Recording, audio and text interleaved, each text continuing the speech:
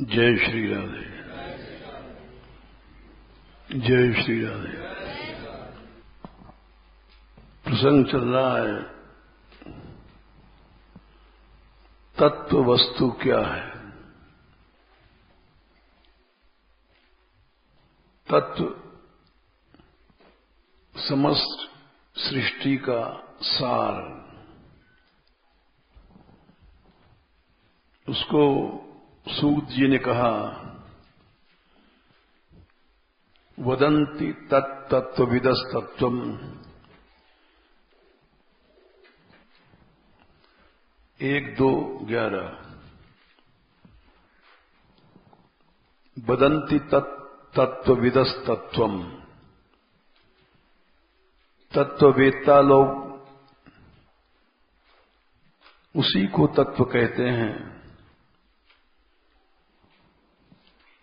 यज्ञानम अद्वयम, जो अद्वय ज्ञान है और उस अद्वय ज्ञान को तीन प्रकार का आविर्भाव ब्रह्म, परमात्मा, भगवान, ये कहा गया है। कल हमने कहा था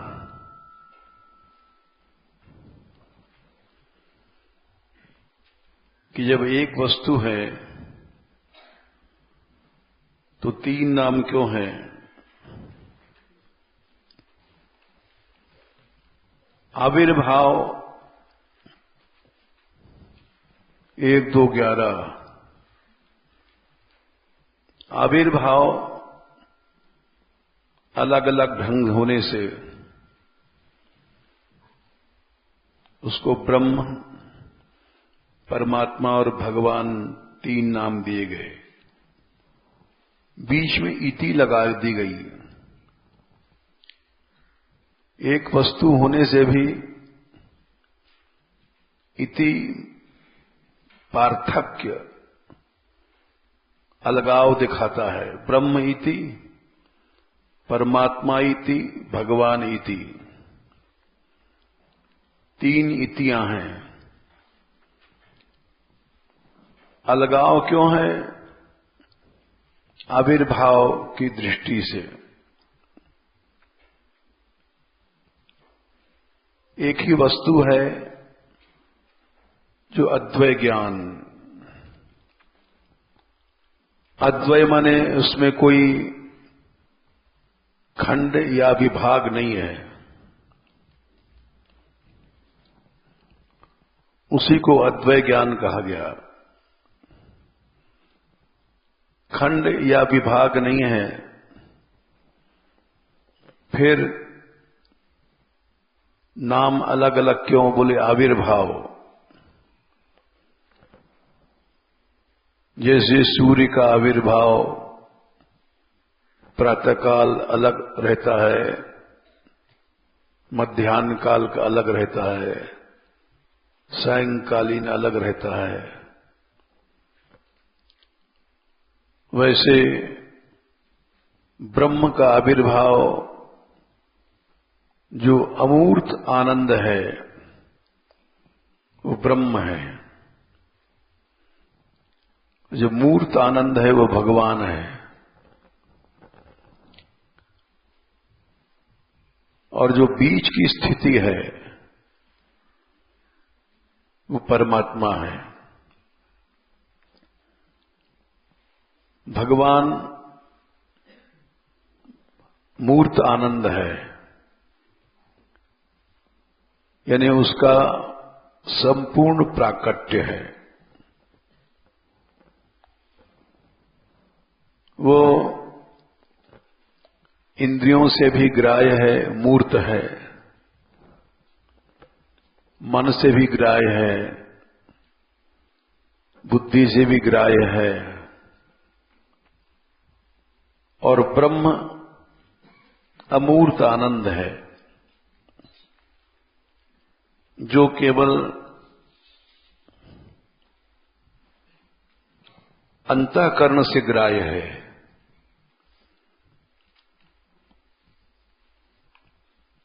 तो इस तरह से भेद हो जाता है। श्रीमद् भागवत में ये भागवत का श्लोक है, उपक्रम कह सकते हैं। उपक्रम कहते हैं प्रारंभ को, उसमें सभी बातें आ जाती हैं। उपक्रम में विषय सूची होती है। यही बात आगे तक बताई गई है। यही बात बीच में भी कही गई, 5वें स्कंद में भी जब तत्व का वर्णन किया गया है।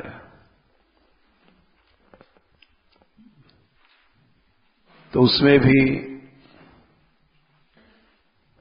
5, 12 और 11 यही बात कही गई। ज्ञानम विशुद्धम परमार्थमेकम अनंतरम त्वबहिर्ब्रह्म सत्यम प्रत्यक प्रशांतम भगवत शब्द संगम यत वासुदेवम कवयो वदन्ति। तत्व परमार्थ एक ही है, उसी को विशुद्ध ज्ञान कहते हैं। उसी को परमार्थ कहते हैं। एक माने अद्वितीय है।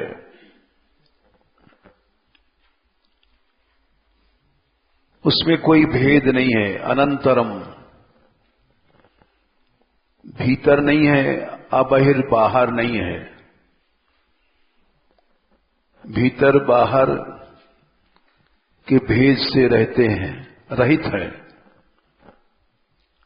वही सत्य है, वही ब्रह्म है। प्रत्यक प्रशांतम, प्रत्यक कहते हैं सर्वांतरयामी है, यानी परमात्मा है। प्रशांत है, निर्विकार है।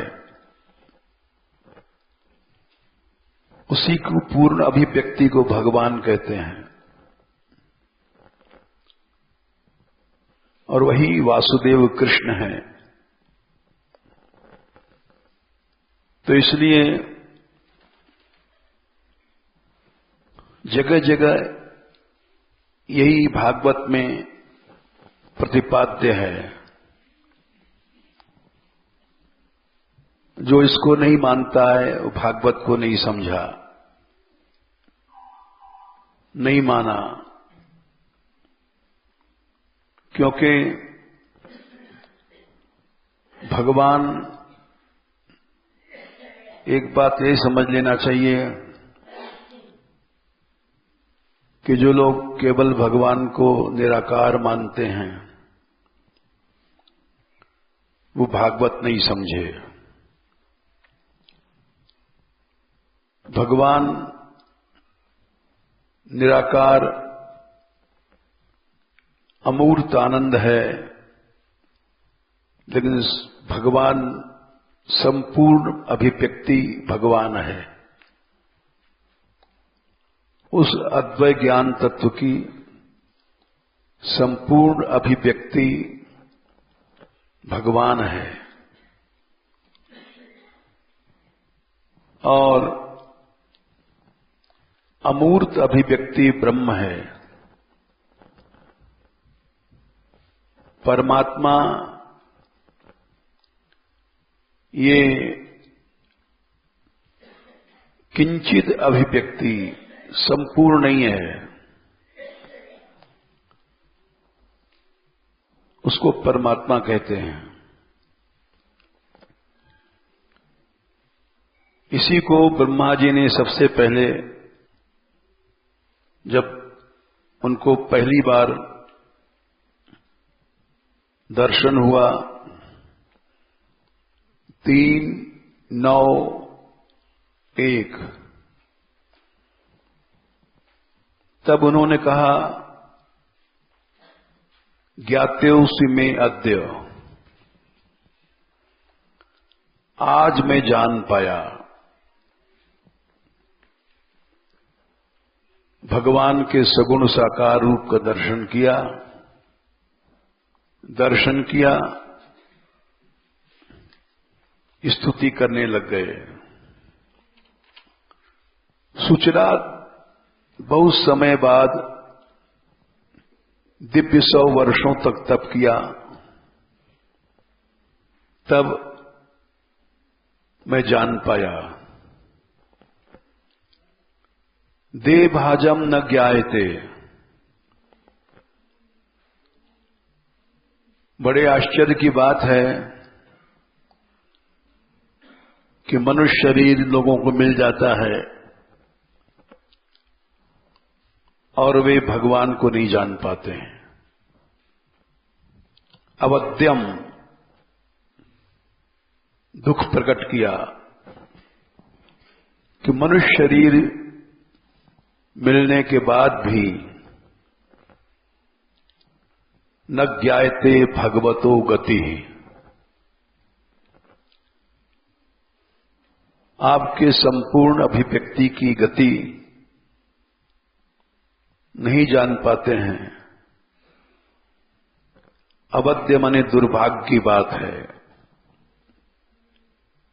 मनुष्य बनने के बाद भी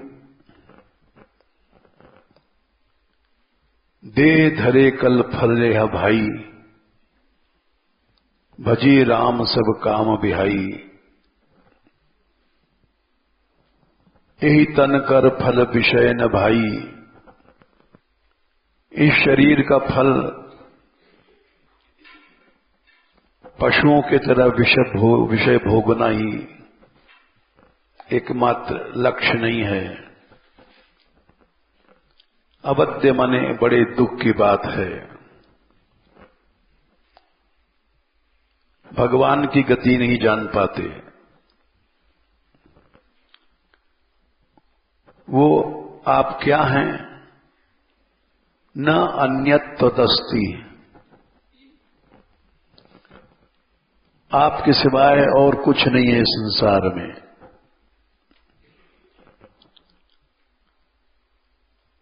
न अन्यत्वद, आपसे अलावा कुछ नहीं है।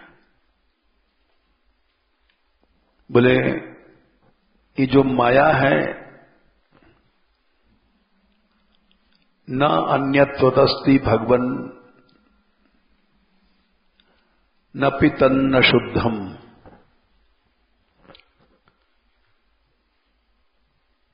और जो दिखाई पड़ती है वो शुद्ध नहीं है। माया गुण व्यतिकराद यदुरुर्विभासी। माया के गुणों के क्षोभ से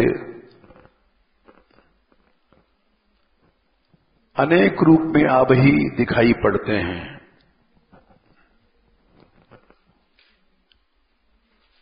ये सारा संसार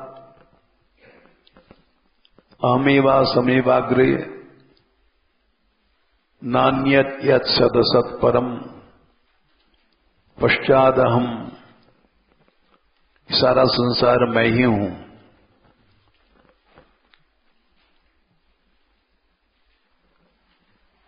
तो ये जो दिखाई पड़ रहा है, ये माया के गुणों से उरु मने अनंत रूप दिखाई पड़ रहा है, वो शुद्ध नहीं है, सत्य नहीं है। यही एक दुख की बात है। देह भाजाम, मनुष्य शरीर मिलने के बाद भी आपके शुद्ध रूप का ज्ञान नहीं हो पाया।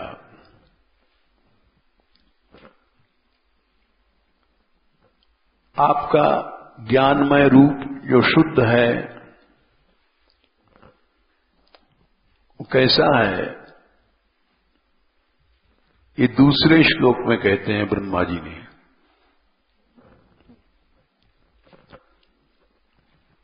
ये आपका जो रूप है ये लोग जान नहीं पाते हैं। मूर्तत्व धर्म आने से इसको भी अनित्य समझ लेते हैं। अद्वय वस्तु को समझ नहीं पाते। ये रूप अवबोध रसोदयेन, अवबोध रस चिन्मय चिद वस्तु ज्ञान, चित शक्ति के प्रकाशक को अवबोध रस कहते हैं। भगवान की अनंत शक्तियां हैं। लादनी शक्ति से आनंद रस, संधिनी से ऐश्वर्य रस और चित शक्ति से ज्ञान रस। तो चित शक्ति का प्रकाशक ये जो आपका रूप है अवबोध रस, इसके उदय होने से आप निरंतर शश्वत निवृत्त तमसः, अंधकार से दूर रहते हैं। अज्ञान आपके पास कभी नहीं आ पाता। ये प्रकट क्यों किया आपने अपना मूर्त रूप, जो केवल ज्ञान रस चिन्मय है। चिदानंदमय देह तुम्हारी, विगत विकार जान अधिकारी। वाल्मीकि जी ने कहा है कि आपका जो शरीर है चिदानंदमय है। इसी बात को ब्रह्मा जी ने जगह जगह कहा गया है। दशम स्कंद के 14वें अध्याय में भी कहा है, अस्यापि देव पशुरो वपुषो मदनुग्रहस्य, क्या संख्या है? न 10, 14, 2, 10, 14, 2। गोपाल जी सामने खड़े हैं, मूर्त रूप में खड़े हैं। नौमीट्य भ्रवपुषे तडिदंबराय, बिजली की तरह पीतांबर चमक रहा है। अभ्रवपुषे, बादल की तरह नीली कांति है। गुंजावतंस परिपिच्छल सन्मुखाय, गुंजामाला भगवान के वक्षस्थल पर है। परिपिच्छल सन्मुखाय, मयूर पंख सबसे मस्तक पर सुशोभित है। ये भगवान का जो मूर्त रूप है ये कैसा है? इसी को ब्रह्मा जी कह रहे हैं, अवबोध रस के उदय होने से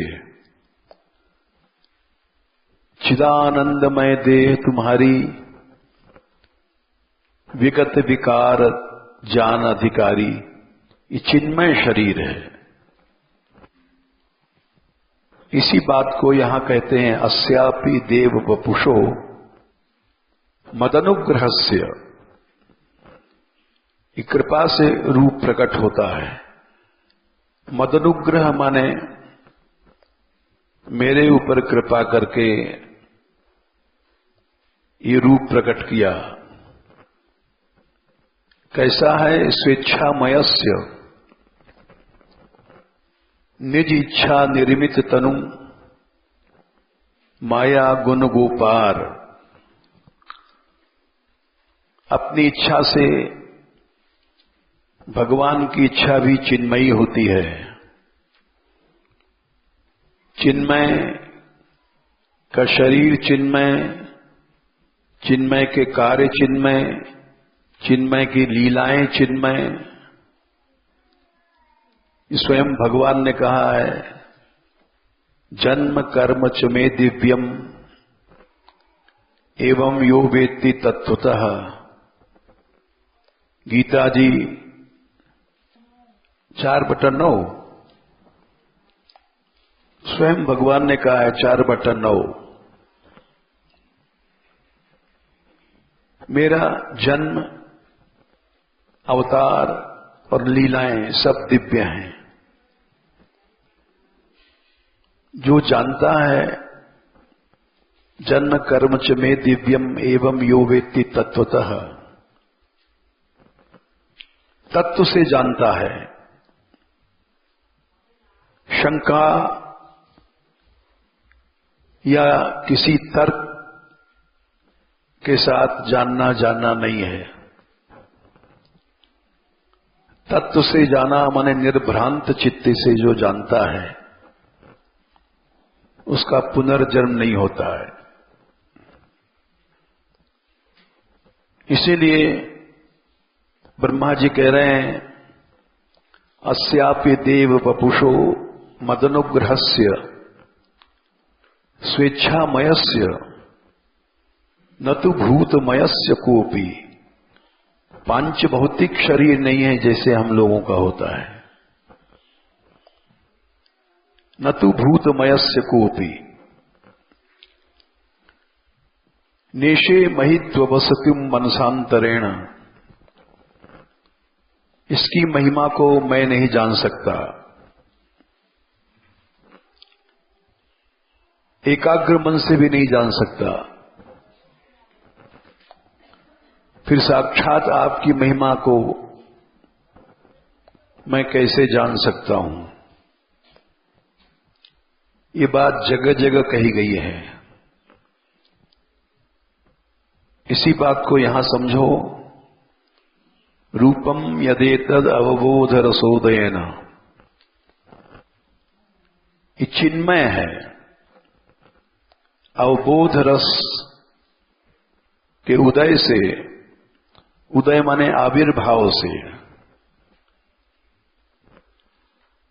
आविर्भाव अलग अलग होता है। यहां पर भगवान संपूर्ण रूप से प्रकट हुए हैं। सगुण साकार जो अभिव्यक्ति है वो संपूर्ण अभिव्यक्ति है। उस आनंद का मूर्त रूप है और ब्रह्म अमूर्त आनंद है। इसलिए वहां उदय संपूर्ण रूप से नहीं होता है। रूपम यदेतद अवबोध रसोदयेन शश्वत निवृत्त तमसः। अंधकार माया सदा दूर रहती है भगवान से। प्रकट क्यों है? सद अनुग्रहाय, कृपा शक्ति के कारण भक्तों के लिए। यही अनेक अवतारों का बीज है। आदौ गृहीतम अवतार शतैक बीजम यन्नाभि पद्म भवनाद अहम आविरासम। इनके नाभि कमल से मैं ब्रह्मा हुआ हूं। बहुत से लोग जो शुष्क ज्ञान मार्गी होते हैं, हठी होते हैं, संपूर्ण रूप से श्रुतियों को भी नहीं मानते, वे इन लीलाओं को नहीं समझ पाते हैं। जैसे श्वेताश्वर उपनिषद का एक मंत्र है, वो यही बता रहा है कि ब्रह्मा जी सबसे पहले प्रकट भये और भगवान ने उनको अपना दिव्य ज्ञान दिया। जैसे श्रुति है, यो ब्रह्माणं विदधाति पूर्वम, जिसने ब्रह्मा को बनाया। यो ब्रह्माणं विदधाति पूर्वम, उसके बाद यो वै वेदांश प्रहिणोति तस्मै, भगवान ने उनको वेद दिया, ज्ञान दिया। यो ब्रह्माणं विदधाति पूर्वम यो वै वेदांश प्रहिणोति तस्मै तम देवात्म बुद्धि प्रकाशम, समस्त देवताओं और आत्माओं का प्रकाश वही है। तम देवात्म बुद्धि प्रकाशम मुमुक्षुर्वै शरणमहं प्रपद्ये, मैं मुमुक्षु होकर के उसकी शरण में आता हूं। इन्हें भगवान को जानने का उपाय केवल भगवान की शरणागति है, किसी साधन से नहीं जान सकते। दैवी हेषा गुणमयी मम माया दुरत्या माम एव ये प्रपद्यन्ते मायाम एताम तरन्ति ते, केवल प्रपद्यन्ते, शरणागति से ही तुम जान सकते हो। मुमुक्षुर्वै शरणमहं प्रपद्यते, प्रपद्ये,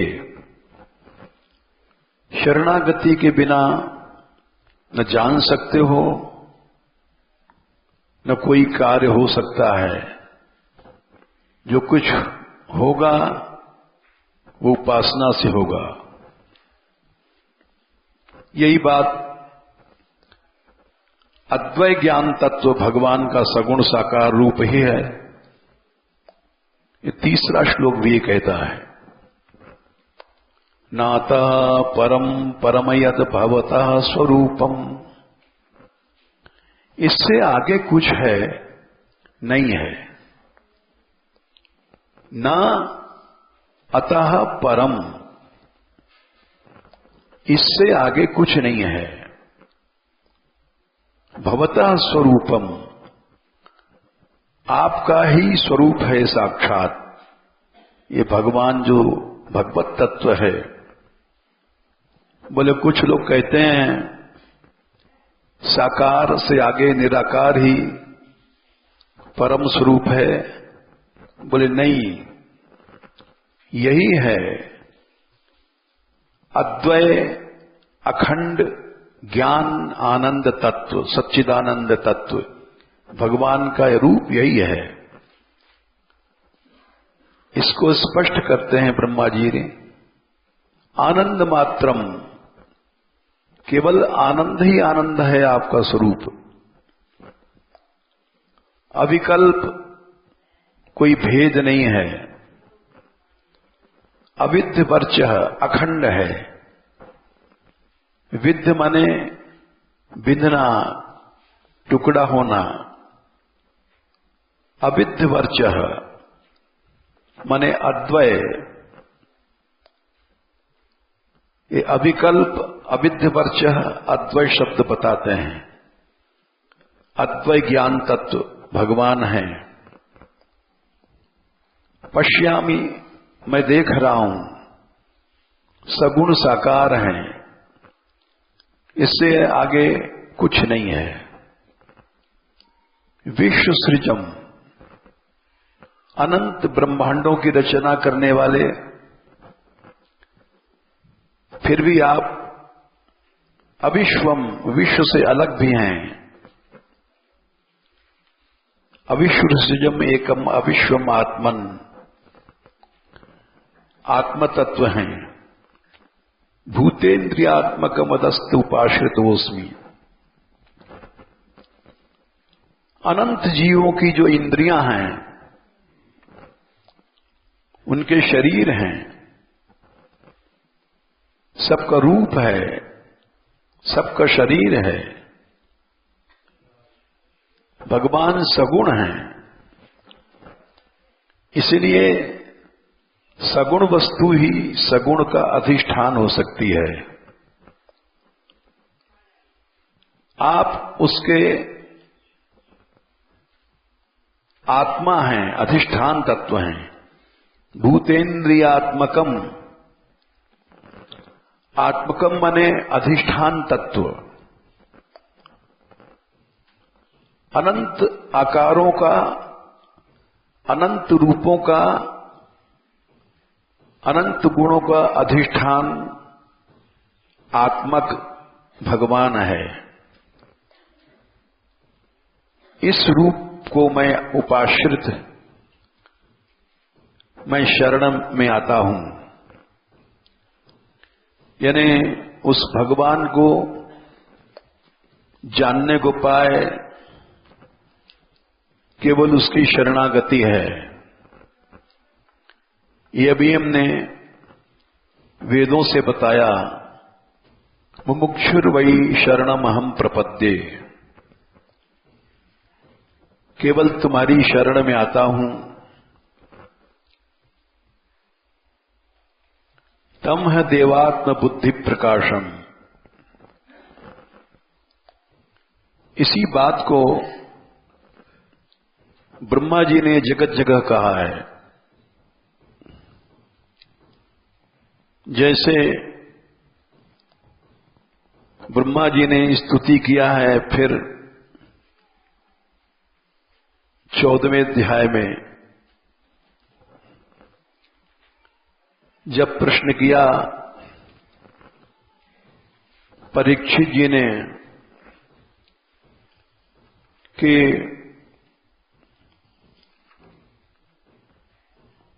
सब लोग कृष्ण से ही प्रेम क्यों करते थे,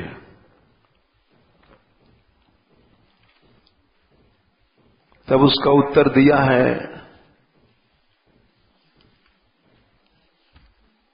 सुखदेव जी ने।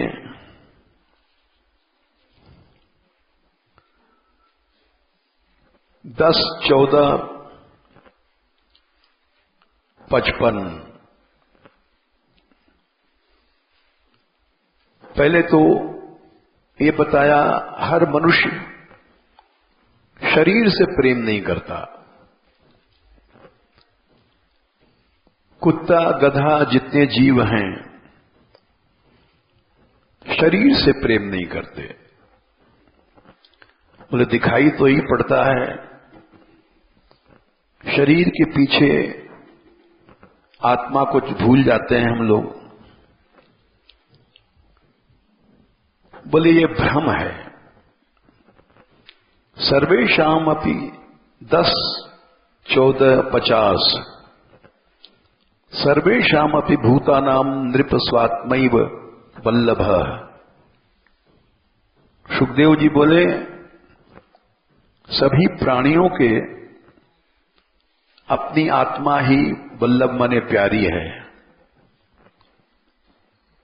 इतरे अपत्य वित्ताद्यास तद्वल्लभतयाई वही। भले बेटा बेटी, परिवार, स्त्री आदि आत्मा के कारण से ये सब प्यारे लगते हैं। हे राजेंद्र, जैसा स्नेह अपनी आत्मा में देहधारियों का है, वैसा ममता के कारण पुत्र, वित्त, गृहादि, माता, पिता, स्त्री, पुत्रादि घर में नहीं है। बोले दिखाई तो पड़ता है कि मनुष्य भोग के पीछे सब कुछ छोड़ देता है। बोले देहात्मवादीनाम पुंसाम अपि राजन्य सत्तम यथा देह प्रियतमस्तथा न यनुचतम। संसार में भी दिखाई पड़ता है, अपना शरीर जितना प्यारा लगता है, एक घर में आग लगा दो तो पुरुष अलग भागेगा, स्त्री अलग भागेगी। नाव डूब रहा है, पुरुष अपने बचाने का हाथ पांव अलग फेंकता है, स्त्री अलग फेंकती है। जैसा देह प्रियतम है वैसा दूसरा नहीं हो सकता। फिर 53वें श्लोक में बताते हैं, देह भी उतनी प्यारी नहीं है जितनी आत्मा। समझो, देह भी ममता भाग है, देह में ममता है, लेकिन आत्मा की तरह नहीं है। बोले क्यों? यद जीरियत भी देहेस्मिन जीविताशा बलीसी। शरीर बुढ़ा हो गया, जीरियत माने इतना बुढ़ा हो गया है कि चल फिर नहीं पाता, बुढ़ापे में आंख से दिखता नहीं, कान से सुनता नहीं, जीर्ण हो गया शरीर। फिर भी जीने की आशा करता है। शरीर में कष्ट है लेकिन मौत से घबराता है, क्योंकि ये जीवन आत्मा का धर्म है। जीवन शरीर का धर्म नहीं है, जीवन आत्मा का धर्म है। जो जीना चाहता है उसका कारण क्या है? आत्मा से प्रेम है। शरीर कष्ट दे रहा है, कभी कभी आत्महत्या कर लेता है प्राणी, लेकिन वो रेयर, बहुत कठिन। संसार के हर प्राणी, कुत्ते बिल्ली भी टांग टूट गई है, खिचर रहे हैं, लेकिन जीना चाहते हैं, मौत से घबराते हैं। जीविताशा बलियसी, इसके माने आत्मा से ही प्रेम है, शरीर से प्रेम नहीं है। ये प्रत्यक्ष प्रमाण है। तस्मात् प्रियतमः स्वात्मा, इससे सिद्ध हो जाता है कि सर्वेषाम अपि देहिनाम, संसार के जितने देहधारी हैं, पशु पक्षी, हम देखते हैं गौशाला में किन्हीं किन्हीं गायों की 3 टांगें टूट गई हैं, एक टांग है बची, लेकिन वो जीना चाहती हैं। इन सब घटनाओं को देखकर पता पड़ता है, तस्मात् प्रियतमः स्वात्मा सर्वेषाम अपि देहिनाम तदर्थम एव सकलम जगत एतच्चराचरम। उसके कारण से संसार प्यारा लगता है। और कृष्ण कौन है? कृष्णम एनम अवेही त्वम आत्मानाम अखिलात्मनाम, अनंत आत्माओं की आत्मा है। जो भी हमने मंत्र कहा था, तम है देवात्म बुद्धि प्रकाशम, समस्त आत्माओं का प्रकाशक भगवान, वो तो शरीरधारी दिखाई पड़ रहा है,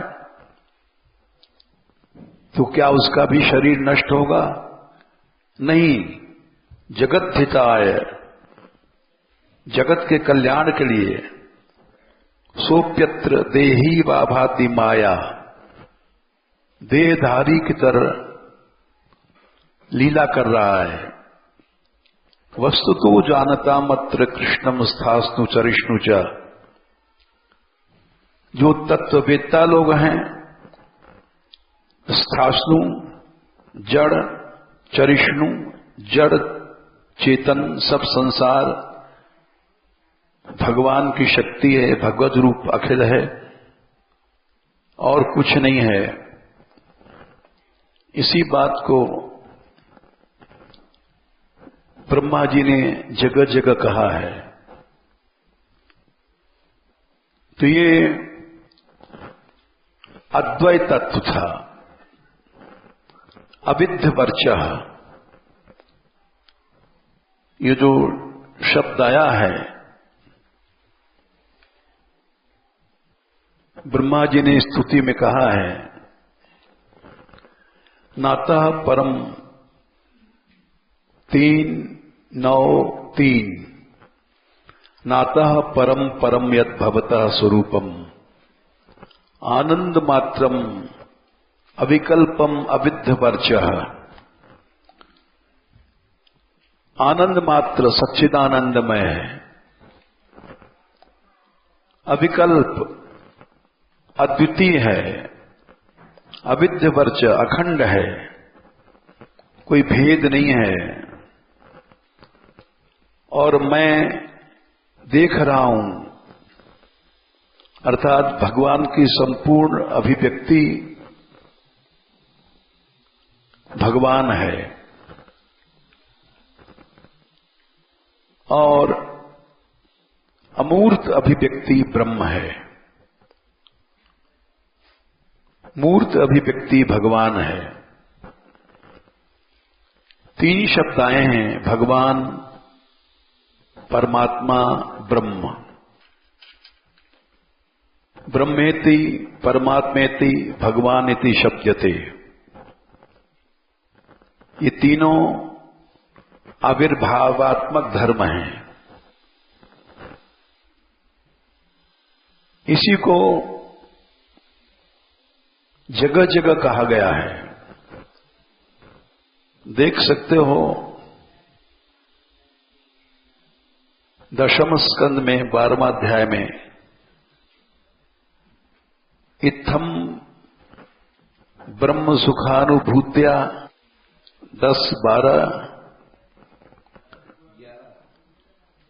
10-11 संख्या क्या है? इत्थम सदाम ब्रह्म सुखानुभूत्या। 11 का कौन सा है श्लोक? 12-11 भगवान के साथ ग्वाल बाल खेल रहे हैं। तो किसके साथ खेल रहे हैं?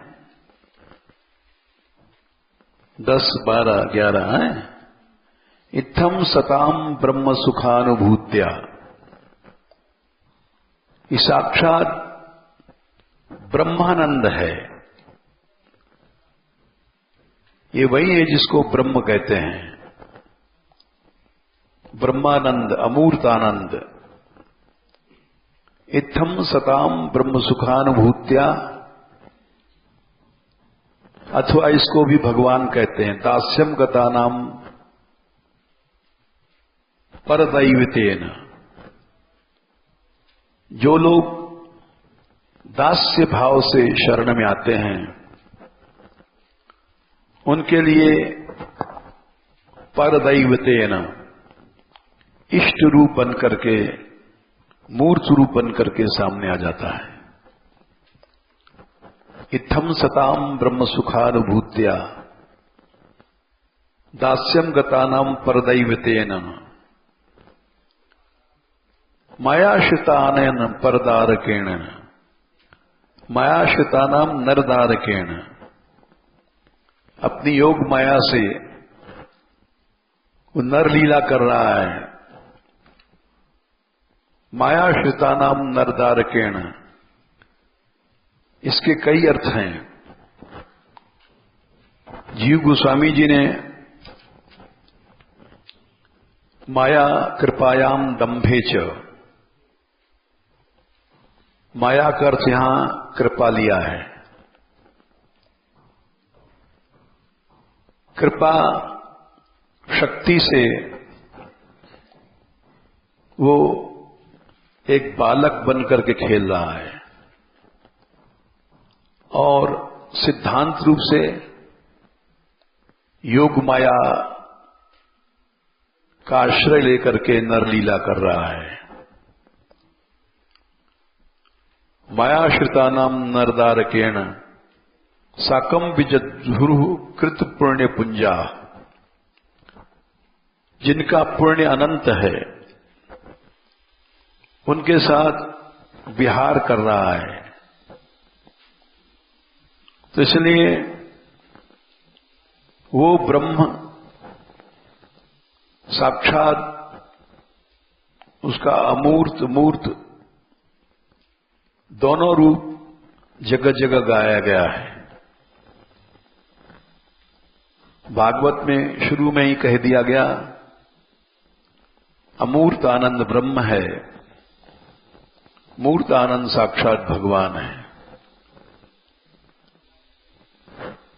हर कार्य उपासना से सिद्ध होता है। बिना उपासना के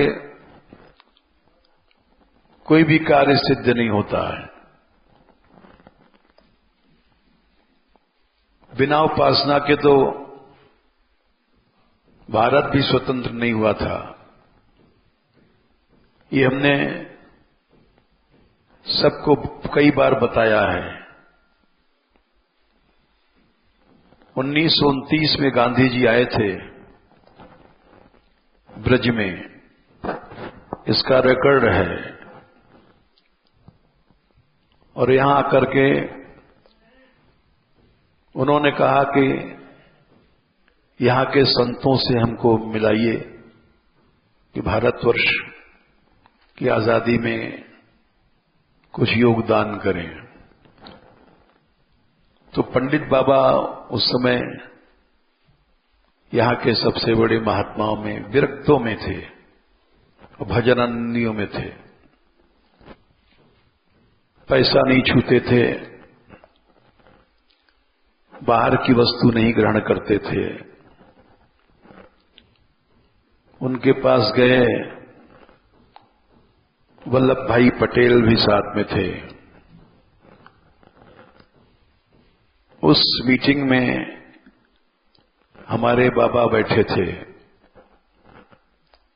ये उनकी आंखों से की घटना है। गिरिराज जी की बात है। पहले गांधी जी मथुरा आए थे, फिर गिरिराज जी आए। श्याम कुटी में पंडित बाबा रहते थे। उन्हीं के पास साधक के रूप में हमारे बाबा भी रहते थे। जब आए दोनों व्यक्ति, तो गांधी जी ने पहला प्रश्न किया कि हम लोग सैकड़ों साल से आंदोलन चला रहे हैं, स्वतंत्रता क्यों नहीं मिली? तो पंडित बाबा बोले, उपासना नहीं है इसलिए नहीं मिली। उपासना करो तभी काम सिद्ध होता है। यहीं से ब्रजभूमि से वो संकल्प करके गए और आजीवन कीर्तन करते रहे। मरने के समय भय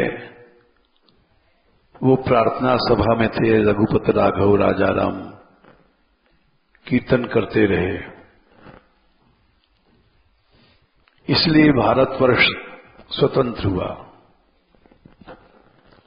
बिना उपासना के कोई कार्य सिद्ध नहीं होता है। उपनिषदों में कहा गया, तम देवात्म बुद्धिम प्रकाशम मुमुक्षुर्वै शरणमहम प्रपद्ये। हम लोगों की जो लड़ाई थी, 50 साल लड़े, लोगों ने कहा ये पर्वत आप माफियाओं से बचा नहीं सकते हो।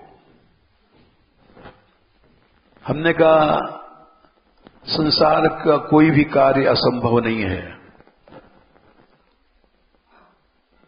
उपासना होनी चाहिए, उपासना से ही काम बना भी। 12 घंटे में वर्ल्ड रिकॉर्ड है, आज तक किसी को सफलता नहीं मिली।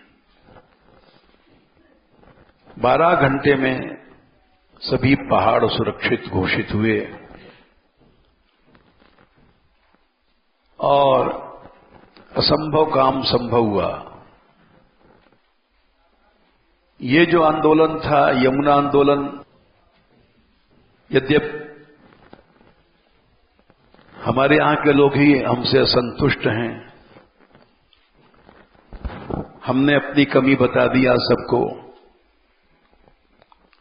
हमने कहा था ये तो बहुत छोटा सा काम है,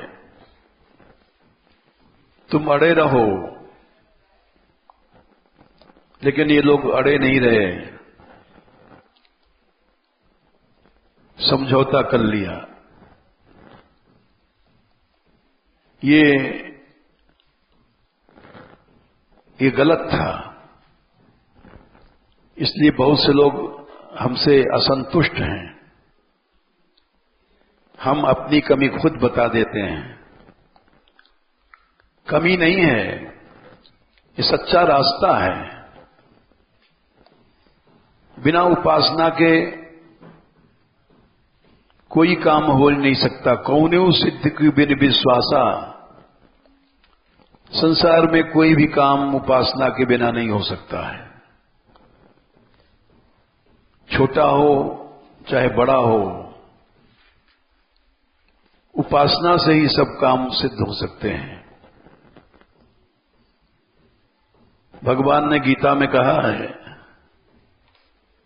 कि अर्जुन 18वें अध्याय में कहते हैं कृष्ण कि 18/58 मच्चित्तः सर्वदुर्गाणि मत प्रसादात् तरिष्यसि। सर्वदुर्गाणि, संसार के जितने कठिन काम हैं, दुर्गम कार्य हैं, उनको तू मेरी कृपा से ही पार कर पाएगा। यदि अथ चेत त्वम अहंकारान् न श्रोष्यसि विनङ्क्ष्यसि।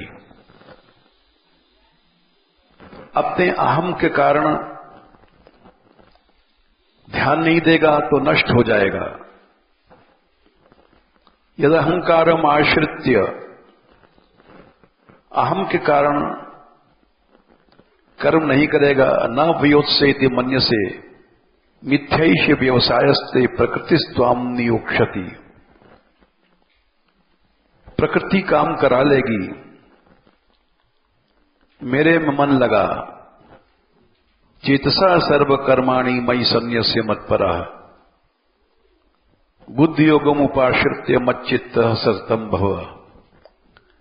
बिना भगवान के आश्रय के न कोई काम सिद्ध हुआ, न होगा, होगा तो क्षणिक होगा, सफलता थोड़ी देर में नष्ट हो जाएगी।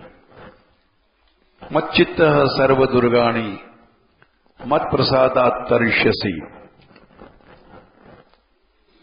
इसीलिए मैं अपनी कमी बताता हूं, उससे हमारे पास वालों को असंतोष हो जाता है। असंतोष हो चाहे न हो, सत्य तो कहना ही पड़ेगा। भगवान का आश्रय जब नहीं है तो रावण जैसा, जिसके सब देवता अधीन थे, तीनों लोक को रुलाता था, वो भी उसकी सारी सिद्धियां नष्ट हो गईं और नष्ट हो गया। जगत विदित तुम्हार प्रभुताई, सुत परिजन बल बरनी न जाई। तुम्हारे बेटियों का इतना प्रभाव था, इंद्रजीत मेघनाथ था, उसने अकेले इंद्र को जीता था। सुत परिजन बल बरनी न जाई, लेकिन राम विमुख असहाल तुम्हारा, रहा न कुल को रोवन हारा। ऐसी सफलता हमको कभी नहीं चाहिए जो भगवान से विमुख कर दे। हम ऐसी सफलता नहीं चाहते हैं। हम चाहते हैं भगवान का आश्रय। पहली बात वही है। फिर उससे ब्रह्मा जी ने कहा है, नतोस में हम तच्चरणम समीयुषाम, भवच्छिदम स्वस्थेनम सुमंगलम। 2:6:35 सत्य सिद्धांत यही है। ब्रह्मा जी ने कहा, मैं भगवान की शरण में हूं। क्यों? समयूषाम, जो शरण में लोग हैं उनको 3 कारण बताए हैं। भवच्छिदम, उनका संसार बंधन कट जाता है। दूसरा, स्वस्थैनम, सदा कुशल मंगल से रहते हैं। ऐसा नहीं है कि आज हम थोड़ी देर के लिए सुखी हो गए। जैसे गवर्नमेंट में कोई चुनाव जीत गया तो 5 साल के लिए कुशलता हो जाती, उसके बाद नहीं। अनंत काल तक भगवान के शरण में रहने में कुशलता प्राप्त होगी, अविनाशी पद प्राप्त होगा और सदा मंगल रहेगा। जैसे बड़े बड़े हिरण्यकश्यपु आदि ने कुशलता प्राप्त किया, क्षणिक थी। स्वस्थेनम, अनंत काल तक कुशलता रहेगी, मंगल रहेगा। इस कारण से ऐसी सफलता किस काम की जिसमें आश्रय छूट जाए। तो इस दृष्टि से हम कभी बताते हैं, किसी को अच्छा लगता है, किसी को नहीं लगता है। जय श्री राधे।